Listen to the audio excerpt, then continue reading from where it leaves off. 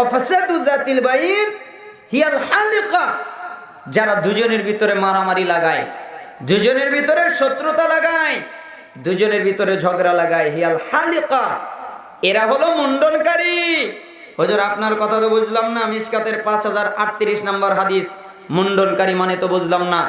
জুবাইর রাদিয়াল্লাহু আনহু তিনি বলেন, রাসূল সাল্লাল্লাহু আলাইহি ওয়াসাল্লাম বলেছেন, দাব্বা ইলাইকুম দাউল উমামি ক্বাবলাকুমুল হাসাদ ওয়াল বাগদা ওয়াল হালিকা, লা আকুলু তাহলিকুশ শার ওয়ালাকিন তাহলিকুদ্দিন। বিগত উম্মতের ব্যাধি তোমাদের মধ্যে বিস্তার লাভ করেছে, বিগত উম্মতের ব্যাধি তোমাদের মধ্যে ছড়িয়ে গেছে, বিগত উম্মতের ব্যাধি তোমাদের মধ্যে বিস্তার লাভ করেছে।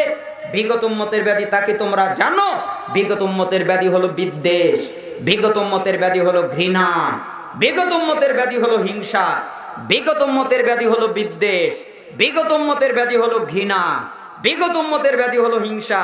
এটা হলো মুন্ডনকারী। লা আকুলু তাহলিকুশ শার ওয়ালাকিন তাহলিকুদ্দিন। আমি এই মুন্ডন দ্বারা মাথার চুলকে মুন্ডন করা বুঝাইনি, তোমরা ন্যাড়া হবা এটাকে বুঝাইনি। তোমার যে একটা দিন আছে, তোমার যে একটা ইসলাম আছে, এই ইসলামের মাথা কেটে দিলে যা হয়, যারা বিদ্বেষ ঘৃণা হিংসা করে তাদের এই একই পাপ হয়।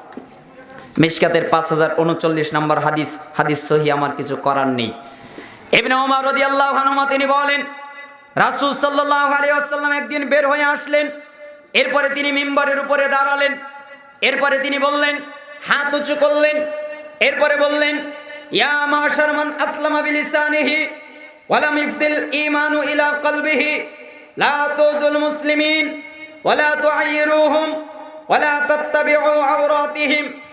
আল্লাহর নবী বললেন, তোমরা যারা মুখে ইসলাম গ্রহণ করেছো কিন্তু তোমাদের অন্তরে ইসলাম এখনো প্রবেশ করেনি, তোমরা শুনে রাখো।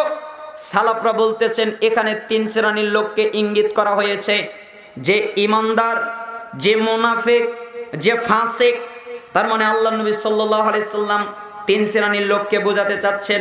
তিনি বলছেন, হে ইমানদার তোমরা শোনো, হে মুনাফিক তোমরা শোনো, হে ফাসিক তোমরা শোনো, লা তুযুল মুসলিমিন, কে কষ্ট দিও না, কোন মুসলমানকে কষ্ট দিও না, ওয়ালা তুআইরুহুম, তোমরা কোন মুসলমানকে লজ্জা দিও না, কোন মানুষকে মুসলমানকে লজ্জা দিও না, ওয়ালা তাত্তাবিউ আওরাতিহিম, তোমরা কোন মুসলমানের দোষ খুঁজে বেড়াইও না, দোষ খুঁজে বের করার চেষ্টা করো না। যারা কোন মুসলমানের দোষ খোঁজে, আল্লাহ তাদের দোষ খোঁজে, আর আল্লাহ যদি তাদের দোষ খোঁজে তাহলে তাদেরকে অপমানিত করবেন, লাঞ্ছিত করবেন, সে যদি তার ঘরের মধ্যেও থাকে।